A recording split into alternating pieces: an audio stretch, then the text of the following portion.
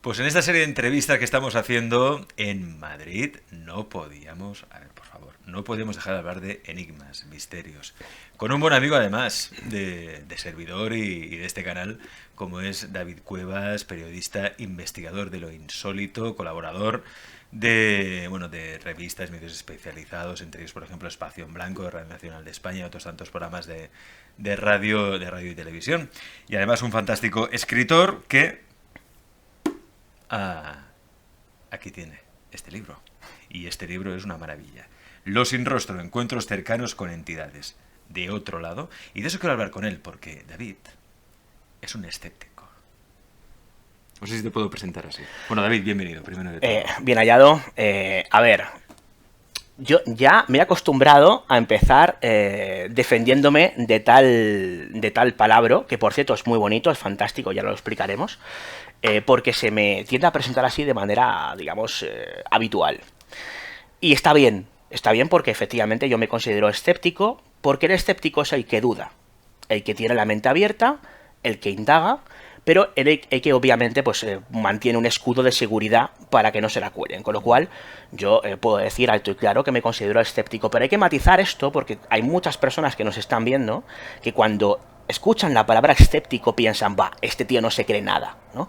Este es un negacionista, no tiene nada que ver. Una cosa es el pseudoescepticismo o el negacionismo, que vendrían a ser algo muy parecido, por no decir lo mismo, y otra el escepticismo, el sano escepticismo, que no solamente considero que me define bastante bien, sino que creo que cualquier persona que indague en estas cuestiones relacionadas con anómalo debe tener ya de por sí un blindaje de nombre sano escepticismo. Eso está bien, pues sano escepticismo, como en este programa también, porque tampoco nos creemos todo lo que nos cuentan, pero sí confiamos mucho en el valor del testimonio, ¿no? Porque el testimonio asegura haber visto aquella, pues un fantasma o una aparición mariana, un ovni, un extraterrestre, ¿no? Es decir, el valor del testimonio, que es algo que tú haces muy bien en tu trabajo, ¿no? Tú, por ejemplo, en este libro, Lo sin rostro, has recabado un montón de testimonios, precisamente lo desconocido, de lo insólito, y eso al menos, hombre, supongo que te hace preguntar si hay vida más allá de la vida, o qué hay más allá, o qué provoca estos fenómenos, ¿no?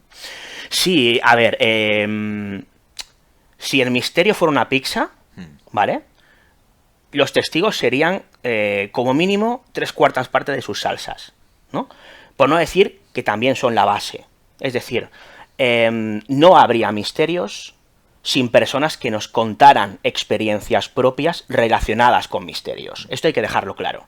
Con lo cual, eso explica muy bien el por qué yo he volcado gran parte de mi trayectoria a recopilar este tipo de testimonios, a hablar con personas que han vivido en primera persona, valga la redundancia, este tipo de experiencias. Obviamente, cuando un testigo ha vivido algo o dice haber vivido algo, pues escuchamos, dejamos que se explique, le preguntamos, intentamos contrastar lo que dicen haber visto y evidentemente cuando esa persona me parece lo suficientemente honesta como para creer realmente lo que dice haber visto, lo suelo plasmar o bien en un programa de radio o en un libro o en un programa digamos de televisión o como este, ¿no?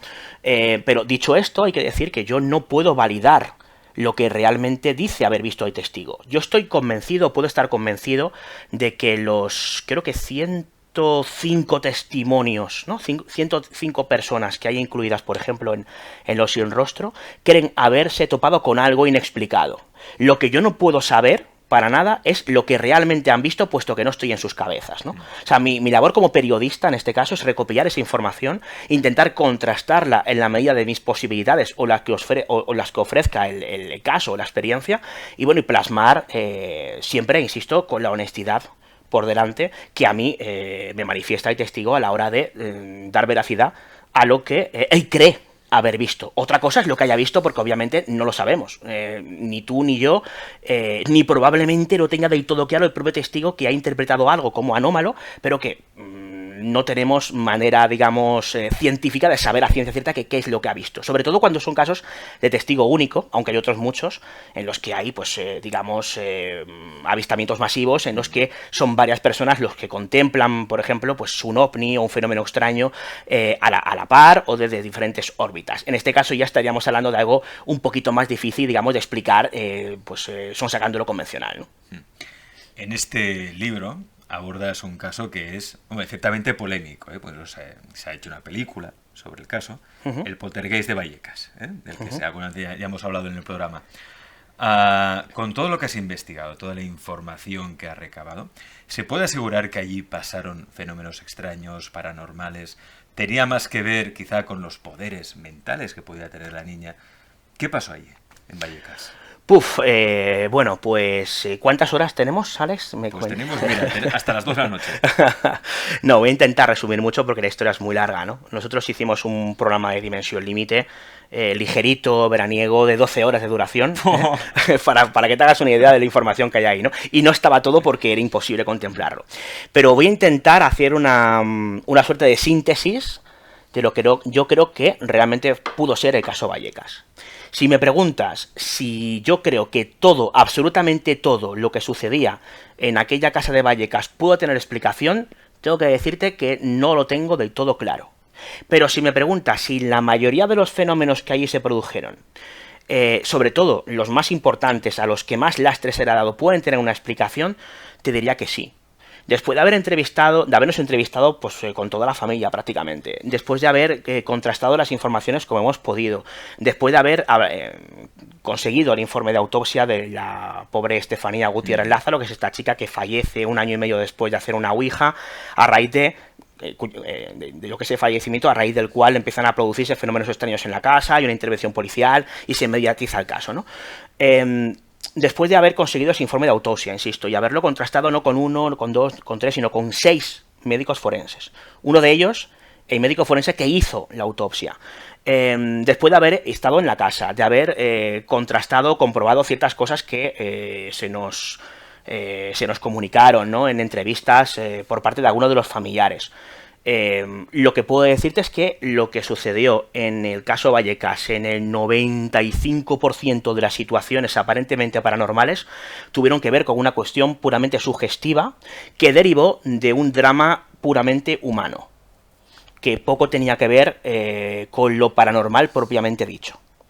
Yo mismo durante muchos años he sido un gran aficionado no solamente a todos los misterios, obviamente, de los que hablamos ahora mismo o hemos hablado en otras ocasiones, sino del caso Vallecas. Es la historia que interesa cuando se le cuenta a alguien con datos, ¿no?, al abogado, al policía, a la jardinera o al presentador de televisión, porque es absolutamente fascinante, ¿no? Estamos hablando de todos los tópicos que podrían aparecer en cualquier película de Expediente Warren concentrados en una sola historia y que tuvo lugar precisamente muy cerquita de aquí, ¿no?, en Vallecas.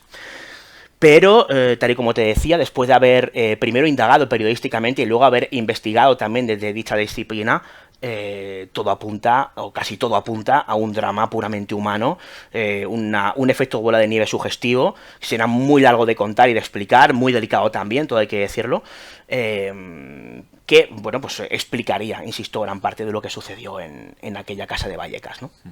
Mencióname alguno de los fenómenos que pasaron quizá más aparatosos o que llamaron más la atención, pero que tienen una explicación lógica, racional o... A ver, fueron muchos. Mira, si nos centramos en los policiales, que son los que tienen más peso, o sea, hay un momento en que la policía interviene, va al domicilio de esa casa, llamados por los familiares. De hecho, hay un parte de incidencias que se ha hecho popularmente conocido. Se ha presentado en numerosos lugares, como el único expediente X español o la única intervención policial en un poltergeist. Yo mismo lo he dicho en alguna ocasión, no es cierto, no es verdad. Luego yo he tenido conocimiento de otros muchos casos, Los Sin Rostro cuento también alguno de ellos, con implicación policial. O sea, no fue el primero, ni fue el último, obviamente, hubo bastantes, tanto antes como después, pero sí fue inequívocamente el más mediático. Entonces, en lo que respecta a esos fenómenos que tuvieron lugar en presencia policial, tenemos por un lado, tenemos dos concretamente, presencia policial, porque una cosa es lo que aparece en el parte, que está completo en el libro, lo tienes por ahí, y otra cosa es lo que presencian los policías, porque cuando la familia llama a la policía, explica los fenómenos que habían acontecido, y en el parte policial, el jefe de sala, el señor que está allí, recopila lo que la familia le dice que ha visto, que es diferente a lo que luego ven los policías una vez que van una serie de zetas, dos dataciones policiales. Bueno, en ocasiones se habla de 2, en otras de 3, varían mucho los números. Intervienen esa famosa noche en la casa de Vallecas. El primer fenómeno tiene que ver con la apertura aparentemente inexplicada de la puerta de un armario. En presencia policial. Esto tiene lugar cuando la familia explica que los fenómenos suelen acontecer cuando no hay luz, cuando están a oscuras. Los policías acceden, apagan las luces, entraba pues algo de luz por la ventana y entonces todos son testigos como pocos segundos o minutos después, de forma súbita se abre la puerta de un armarito, ¿no? Claro, esto es uno de los fenómenos que siempre se han tenido como abanderados, no solamente por la familia Gutiérrez Lázaro, sino por los policías allí presentes, ¿no?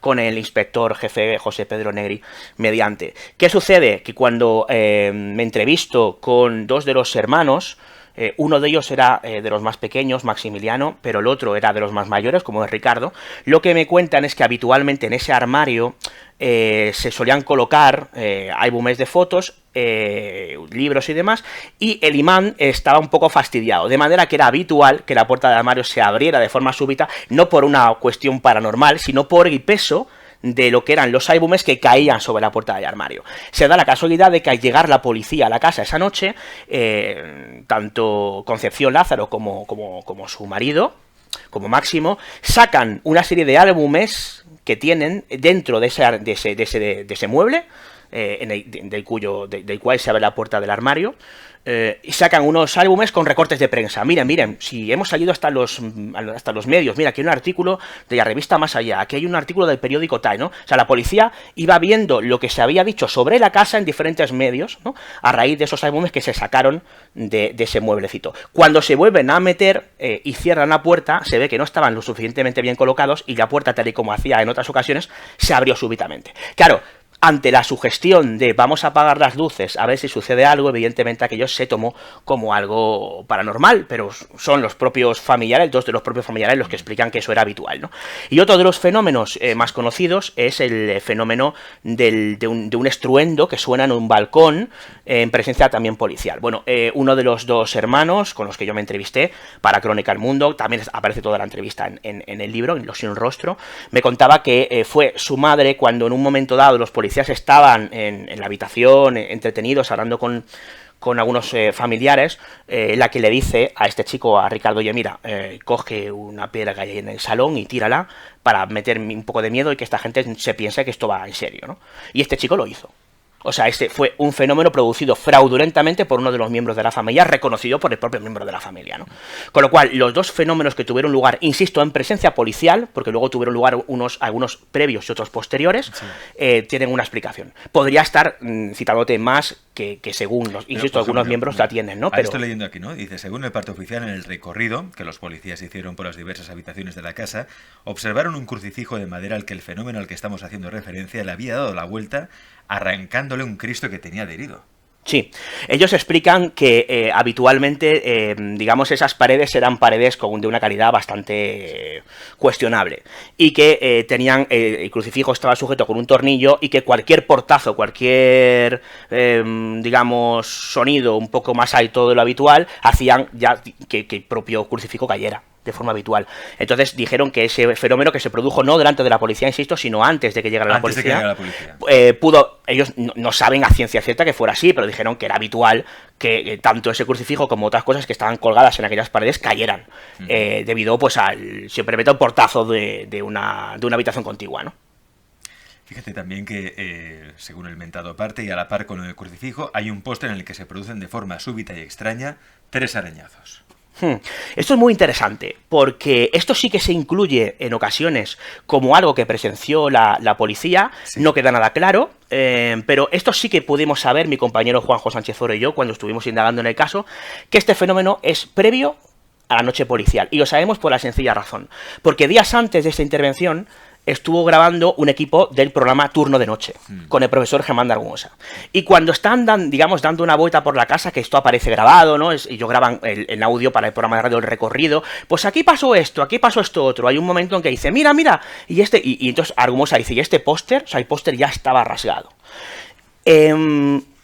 algunos de los familiares me explicaban que era muy posible que un perrillo que ellos tenían, a veces, digamos, de un salto, intentaba entrar en la puerta y podía haber rasgado con las uñas el póster, pero también dijeron que en un descuido, cualquier persona que saliera rápido de la habitación se pudiera haber enganchado con el póster como tal, ¿no? O sea, nadie fue testigo de cómo realmente se rasgó ese póster, y cuando uno de los policías ha declarado en alguna ocasión que escuchó el sonido y demás, bueno, se sabe a ciencia cierta, porque hay documentos que lo atestiguan, que ese póster ya estaba rasgado antes de que la policía fuera a la casa de Vallecas. Entonces no queda claro que eso fuera presenciado por los policías. No, te aseguro que no fue presenciado por los policías. No fue presenciado por los policías. No. Pero en este caso, o en otros casos, tú nunca, David, nunca has visto un fenómeno extraño paranormal, de decir, es que esto pasó realmente, esto... Ay, suspiro. Ojalá. Ojalá. Mira, Alex, llevo desde que tengo 19 años moviéndome, o sea, interesado en estos temas, unos cuantos más, ¿no? He ido a todo tipo de lugares marcados por el misterio. Eso lo sé. Puedo decir varios, a voleo: Ochate, Belchite, Aguas de Busot, San Ginés de la Jara, la Musara, etcétera, etcétera. He visitado montones de lugares donde aparentemente tienen lugar fenómenos extraños. Cuando un testigo me ha contado algo que ha visto y he podido ir a intentar averiguarlo in situ, lo he hecho. Y yo tengo que decir que no he tenido aún la suerte, y para mí sería una suerte, aunque alguno de los que me ven dice, ¿qué dices, loco? Para mí sería una suerte poder presenciar alguno de estos fenómenos. Pero tengo que ser honesto, y aunque me encantaría decirte que sí que lo he visto, después de haber entrevistado a cientos de testigos que me han contado historias que para mí son inexplicadas, tengo que decirlo, yo no he corrido, digamos, su misma suerte. Hay otros casos que mencionas en el libro. Hablas de, los misteriosos fenómenos que pasaron después de fenómenos paranormales, después del fallecimiento de Marta del Castillo, ¿no? Y que presenciaron también la familia, vividas por la familia. ¿Eso lo has podido investigar? No sé, ¿qué hay de cierto en todo eso? ¿Qué hay de...? A ver, entramos en un tema muy delicado. Sí. Marta del Castillo, todos los que nos están viendo conocen la historia de esta malograda chica adolescente sevillana, ¿no? Y todavía produce mucha crispación, ¿no? Debido a la situación actual en la que, hay esta chica obviamente fallece, hay un culpable condenado, pero no hay cuerpo, ¿no? No se ha localizado el cuerpo. Yo te cuento lo que yo tuve acceso. Se puso en contacto conmigo una persona, que es Javier Casanueva, que es uno de los familiares, conocido porque ha hecho de portavoz para la familia en varias ocasiones. Aparece en la serie de Netflix que relata el tema, la serie documental que salió hace poco. Y lo que a mí me cuenta Javier, me cuenta varias cosas, pero en resumidas cuentas, lo más interesante es que un familiar muy cercano a Marta sueña con ella, sueña con Marta de forma muy vivida, y en varios de esos sueños, ¿vale? Tiene una comunicación fluida con Marta. Entonces le pregunta: Marta, dinos dónde está el cuerpo. Mamá no duerme, papá está fatal, cuéntanos algo, ¿no? Tu padre, tu madre, tus hermanas no saben dónde estás, ¿no? Y Marta termina respondiendo y dando detalles, no solamente relacionados con el homicidio, sino también con el lugar donde se encuentra enterrada. Esta persona, este familiar cercano, empieza a preguntar a algunos familiares, ¿no? A otros familiares, sin saber identificar ni siquiera el lugar. O sea, ¿esto qué es? ¿Qué es esto? No estaba al tanto, ¿no? Esto según se me cuenta a mí. Y parece ser que el lugar donde aparentemente está enterrado Marta del Castillo, coincide con la última declaración de Miguel Carcaño, que tuvo lugar tiempo después de la entrevista que yo tengo con el tío de Marta, ¿no? Con Javier Casanueva. No solo eso, sino que incluso llega un anónimo, esto se cuenta en la serie documental de Netflix, un anónimo que pone el lugar donde está enterrado aparentemente Marta, y también coincide, ¿no? con este sueño con Marta, ¿no? Con Marta del Castillo, que tiene uno de los familiares. Entonces, qué sé yo. O sea, desde luego es muy curioso, ¿no? Es muy llamativo.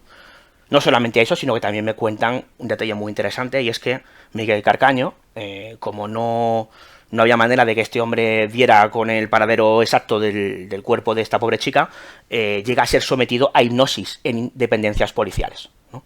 Que es un caso que me parece un dato que me parece muy interesante y que se confirmó, de hecho, pues tiempo después en la serie documental de Netflix, en las que uno de los abogados confirma que sí, que efectivamente tan desesperada estaba la policía por intentar sacar información a este chico, que llegaron a plantear una hipnosis con él, ¿no?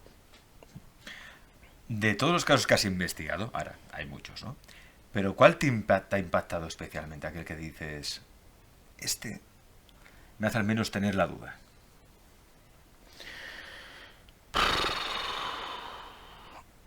Hombre, hay muchos. Ya te he contado que la inmensa mayoría de las experiencias que a mí me han contado, yo a priori no les encuentro una explicación. Para mí son inexplicadas, entonces hay muchísimas. Te podría contar docenas de ellas. Una que me haya impactado mucho, es que no sé. Es que hay tantas. La que te venga ahora. Pues hombre, a ver, hay historias de visitante de dormitorio, por ejemplo, que tienen lugar en absoluta vigilia, ¿vale? No en duermevela, que me parecen muy estremecedoras. Por ejemplo, estar en una cama rodeado de seres con túnica, en algunos casos seres que se presentan como un familiar de la persona que está en la cama, y que familiar saber perfectamente que no... Que esa persona no es su padre o su madre o su hermana, ¿no? Tal y como se define. Y desaparecer la entidad, ¿no? Y dices, ostras, aquí, ¿qué pasa, no? Casos de estos son muy habituales. Casos de ovnis, ostras, es que no sé, hay tantísimas historias. Mira, hace muy poquito, Sí. Ahora mismo hace cuestión de horas, he subido una entrevista que le hice en Barcelona a Joan Plana. Joan Plana Cribillén, muchos de los que nos ven no sabrán quién es, pero es una de las personas, uno de los principales implicados en la desclasificación OVNI que tuvo lugar en España por el Ejército del Aire en los años 90, ¿no? Y esta persona, que se muestra muy escéptica, por ejemplo, y que se muestra muy racional, él reconoce que hay una serie de casos que se desclasificaron, a los que se le dio aparentemente una explicación que no la tienen. Que hubo... De hecho, él me confesaba que en gran parte hubo una serie de chapuzas, usa esa palabra reiteradamente, a la hora de desclasificar expedientes, pero él creía fielmente que muchos de esos casos OVNI, de esas historias, a día de hoy siguen siendo inexplicadas, ¿no? Y te hablo de una persona mucho más escéptico que yo, y mucho más racional que yo, ¿no? Así que en mi caso, pues imagínate, ¿no? Es muy difícil saberlo. O sea, al igual que Joan Plana en esta entrevista de Dimensión Límite me reconocía que había casos para ahí inexplicados, y hablamos, insisto, una de las personas más racionales dentro de lo que tiene que ver con el mundo ufológico.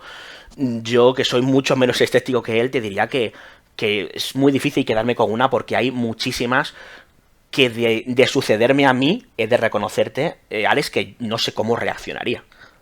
Pero posiblemente saldría a priori para lo contrario. Aunque luego recapacitara y diría, ¿qué hago? Voy a ver si le puedo echar una foto, ¿no? Pero en ese momento, ostras. Y hay veces que cuando yo revisaba, por ejemplo, algunos de los casos del libro, ¿no? Echando el último vistazo, que yo pensaba, ostras, si a esta persona le ha pasado esto, ¿quién me dice a mí que no me va a suceder lo mismo, ¿no? Entonces, en resumidas cuentas, porque me he ido un poco por los cerros de Úbeda, pero es difícil. Los casos que más me han impactado son los más cotidianos, los más sencillos, los que le podría pasar a cualquiera de los que nos está viendo, ¿no? Y son legión. Hablas también en el libro del satanismo, ¿no? Satanismo en España, gente que practica el satanismo. Claro, hay mucha leyenda urbana o leyenda negra también sobre sectas satánicas. Incluso se dice que hay políticos que pertenecen a estas sectas. Bueno, ahí está, por ejemplo, las niñas del caso Alcácer, de las que siempre se ha explicado que su asesinato fue un ritual, de cierta manera. No lo sé, también faltan pruebas para eso. Son leyendas, como siempre son leyendas, ¿no? Pero de todo lo que tú has investigado sobre lo que cuentan el satanismo en España, ¿es tan feroz el león como lo pintan? No, no, en absoluto. Mira, primero, tema Alcácer. Es un tema en el que yo indagué en su día. Sí. No es que yo conozca, ¿no? Hay dedillo todas y cada una de las cuestiones relacionadas con lo que sucedió realmente en Alcácer, pero te puedo decir que después de haber hablado con unos y con otros y haber tenido relación con unos y con otros y haber visto muchas cosas relacionadas con el tema, ¿no? El tema de los rituales y demás es ficción. Es ficción. No hay absolutamente ni una sola prueba real que demuestre mínimamente, e incluso me atrevería a decir que si hay algún indicio es bastante cojo, que hubo algún tipo de ritual. O sea que la versión oficial para mí es la que más se acerca a lo que realmente sucedió en Alcácer, ¿no? Quería decir esto porque para evitar quizá, ¿no?, que haya, bueno, cada uno puede opinar lo que quiera, obviamente, ¿no? Pero consideraba que tenía que decirlo, ¿no? Y en cuanto a los satanistas, mira, yo te puedo decir, Alex, esto no lo he contado todavía en ningún sitio, básicamente porque me pasó el sábado pasado. Yo el sábado pasado estuve en un congreso de satanismo en Barcelona, como interesado, ¿no? Yo acabé, bueno, fuimos a cenar y demás, acabé bailando raquetón con los satanistas en una discoteca. No sé si... Por el satanismo como ha bajado, ¿eh? Quiero decirte, son gente completamente normal, que tienen una ideología y una manera de entender ciertos temas un tanto diferente, y que en absoluto considero que, ojo, tengo que decirte que la mayoría de ellos entran en esa suerte de estereotipo de tipo de negro que roba cadáveres o que incluso sacrifica a personas o animales. Profanación de tumbas, sacrificios humanos. Mira, eso tiene más que ver con la santería. En ocasiones se relaciona con el satanismo, no tiene nada que ver, ¿no? El palo mayombe sacrifica animales. El satanista, aparentemente, insisto, aparentemente no, y ahora te explico por qué digo esto. Pero la mayoría de los casos son personas intelectuales con una cultura espectacular, que son animalistas, muchos son vegetarianos, la mayoría no realiza ningún tipo de ritual, y algunos que sí lo realizan son rituales muy íntimos, muy interiores y que poco tienen que ver con misas negras y animales sacrificados, y hay muchísimo tabú. La mayoría de las cosas que se han dicho, que se empezaron a generar en Estados Unidos con el famoso Satanic Panic en los años 80, no tienen nada que ver con la realidad. Dicho esto, sí es verdad que yo me he encontrado con excepciones, e insisto, son excepciones de personas que también se dicen satanistas y, tengo que decirlo, sí me han reconocido haber sacrificado animales. Y sí que me han reconocido que han hablado con otras personas que dicen haber sacrificado personas. He hablado con personas que se dicen satanistas, que dicen haber comido carne humana en rituales. Entonces... Claro, dicen. Dicen, obviamente no. Y en algunos casos te diría que no me estaban mintiendo, creo yo.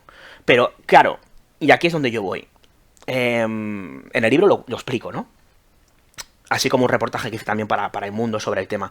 Al final, el satanismo es una disciplina, un conjunto de creencias muy individualista. Es decir, cada uno va a la suya. No hay un satanismo unificado, para que nos entendamos.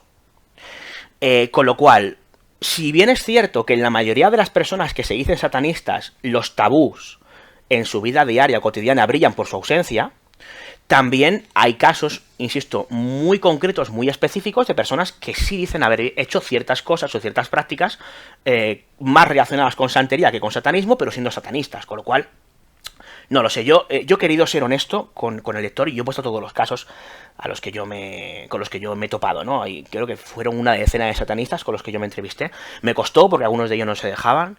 Hay casos súper interesantes como el líder de la iglesia de Satán en España, concretamente uno de ellos de Barcelona, que sí que realizaba misas negras, eso sí, bastante light y bastante, digamos, sanas, o sea, sin sacrificios raros, pero que tenían un perfil súper interesante porque realizaban labores de espionaje, por otro lado, Y además es muy interesante también el tema de las ideologías, porque el satanista, por decirlo de alguna manera, medio con el que yo me he encontrado es una persona intelectual, con inquietudes, normalmente con una ideología de izquierdas.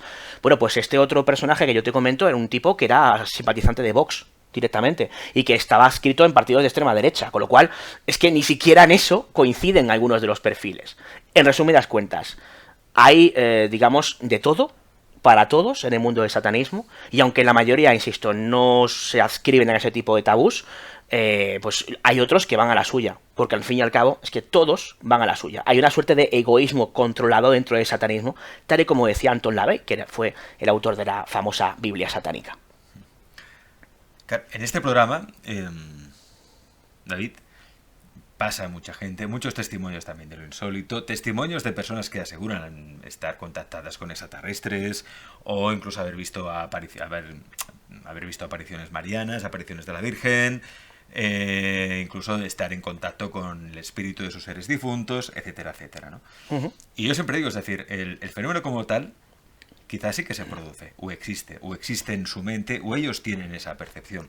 Hay muchas teorías, hay una teoría de la distorsión de nuestro amigo José Antonio Caravaca, que precisamente habla de que el fenómeno existe, pero que es una manera que tiene la conciencia de comunicarse con la persona, ¿no? O sea, la conciencia tiene que revelarte un mensaje y puede transmitirse a través de diferentes formas.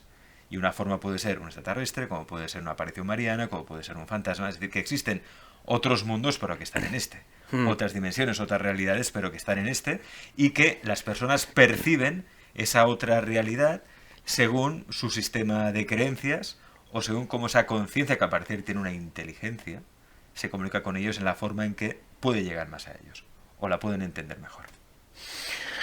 Lo digo por el tema de decir, porque a veces, para no dar carpetazo, no, es que esto es una alucinación. No. Está loco, es un esquizofrénico. Yo te vuelvo a matizar y a dejar claro que para mí la inmensa mayoría de las historias que me han llegado por parte de testigos, para mí, a día de hoy, siguen siendo inexplicadas. Quiero decir, es que más que no te lo puedo decir. O sea, yo soy el primero que cree que hay algo extraño ahí que no sabemos lo que es. Por supuesto que sí. Lo que sea ese algo, o que se puede unificar, es en lo que tengo más dudas. Hay varios compañeros, José Antonio Caravaca con su teoría de la distorsión, ha escrito libros magníficos, el último En la mente de los ovnis, sí. Compañeros como Carlos Canales, Jesús Callejo con su teoría de la intrusión, Miguel Pedrero con su teoría de la conciencia global, que son muy interesantes, yo las conozco, he leído y demás, pero yo quizás soy un poco más crítico con las teorías unificadoras. Mira, Alex, yo llevo recopilando casos de ovnis sobre el terreno, hablando con testigos, desde que tengo pues prácticamente 22, 23 años y lo sigo haciendo, ¿no? He hablado con cientos de testigos ovni. Cuanto más hablo con ellos, cuanto más indago, menos claro tengo lo que hay detrás. Y cuando parece que he encontrado ciertos paralelismos entre alguno de los casos, llega otro y los manda a tomar por saco. Es decir, me cuesta mucho creer en teorías unificadoras para explicar todos los fenómenos ovni. Es muy difícil. Los fenómenos ovni son muy complejos, hay cosas que aún no conocemos.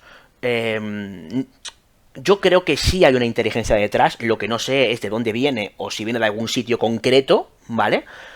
Tal y como lo podemos imaginar. Lo que tengo claro es que no hay una explicación para todos los fenómenos ovni.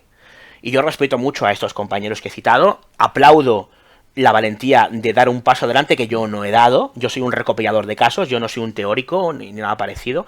Hay un libro en el que yo explicaba lo que para mí era la conjetura de la confusión, o sea, imagínate, ¿no? Que venía a decir que al final, entre idas y vueltas, entre cosas que se repiten y cosas que no, entre lo que parece que puede ser un patrón y luego no lo es, al final hay tal confusión que es prácticamente imposible poder explicarlo todo con una sola teoría. Pero hay algo extraño.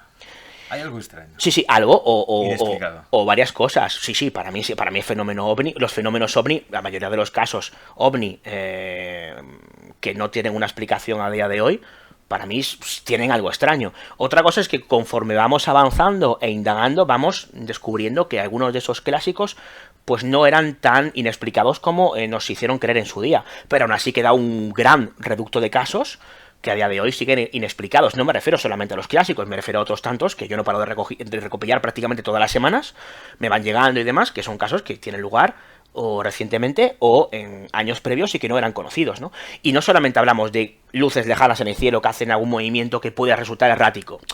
Son temas curiosos, pero yo los dejo quizá a un lado. Hablo de casos de alta extrañeza.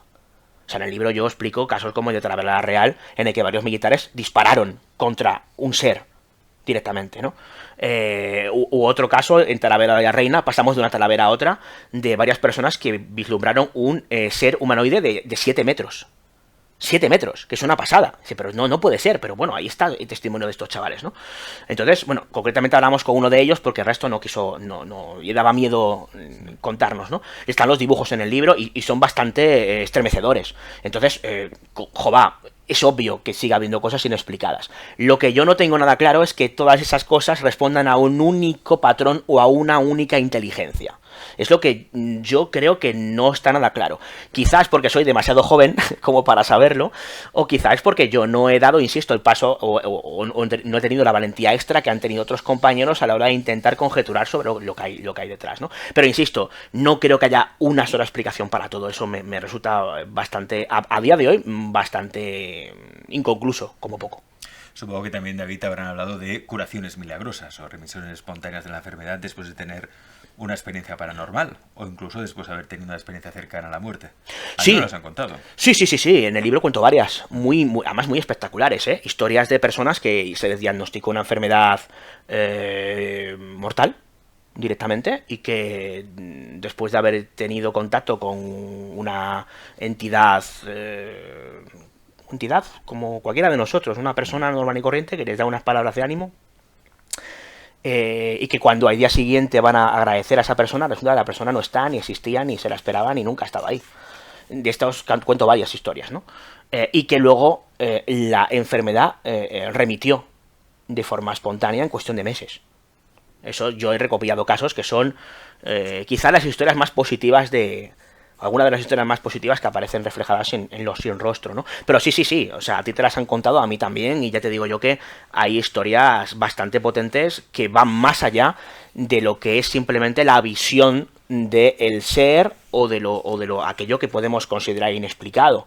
Directamente hablamos de una interacción directa de aquello, sea lo que sea, con la persona hasta el punto de que puede haber una remisión espontánea de una enfermedad, que es cosa seria, ¿no?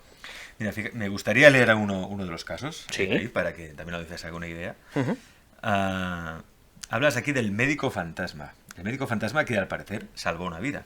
Sí, además que es un matrimonio que entrevisté en Magic, en Barcelona. Sí. El 4 de diciembre de 2016, minutos antes de partir a Madrid, desde Barcelona, ¿no? Tras un intenso fin de semana en el Magic Internacional, estuviste entrevistando a una agradable pareja formada por Jordi Corominas y Montse Alfaras. Ambos me contaron una experiencia que vivieron en propias carnes y que, a decir verdad, no tiene desperdicio.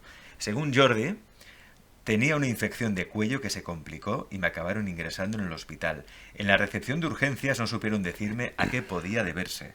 El doctor que nos atendió fue a buscar a un otorrino a la planta superior y mientras esperábamos apareció un personaje muy bien vestido. Se me acercó, sacó un objeto en forma de cuchara abierta, me inspeccionó, girándome la lengua, hasta que apareció una bolsa infecciosa. El señor le dijo a mi esposa que era una septicemia prácticamente declarada. Me dictó una serie de antibióticos muy potentes, intravenosos, y eso me salvó la vida. Pero ese señor, ese médico, al parecer, nadie lo conocía, nadie tenía constancia de que hubiera pasado ahí, no existía. Un señor con un maletín muy antiguo, con unos zapatos muy relucientes, con una estampa que decían como sacada de épocas que habían quedado muy atrás, ¿no? Y cuando quisieron agradecer a este señor, incluso pagarle de alguna manera sus servicios, resulta que empezaron a preguntar y nadie sabía de quién estaban hablando. Y que ese señor nunca había trabajado en el hospital y que no tenían constancia del mismo, ¿no? Entonces, bueno, pues es una de estas historias que dices, jova, lo que es cierto es que ese señor se curó de lo que tenía. Quiero decir, aquí hablar de alucinaciones se me antoja un tanto casi que más estrambótico que la propia historia tal y como se nos cuenta, ¿no? Entonces, ya te digo que hay ocasiones, hay experiencias que son muy, muy difíciles de explicar. Esto no significa que no puedan tener una explicación más adelante. Por eso me gusta mucho la palabra inexplicado e intento huir de la palabra inexplicable. Porque lo inexplicable parece que es algo que ni tiene una explicación ni la va a tener nunca. Eso me parece muy osado, ¿no? Prefiero hablar de fenómenos inexplicados, porque a día de hoy no tienen una explicación, pero quizá más adelante pues podamos llevarnos sorpresas. Casos como los que ha mencionado David y muchos más encontráis aquí en Los Sin Rostro, encuentros cercanos con entidades. De otro lado, quién sabe. Lo que está claro es que en este mundo pasan cosas extrañas.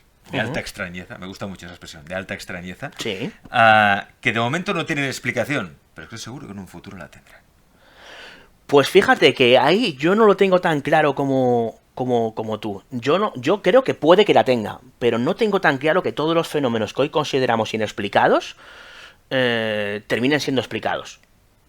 Quizá el problema es que no se pueda explicar con la razón, mediante la razón o la lógica. Bueno, insisto, me da la impresión de que ni tú ni yo lo vamos a ver, Sí.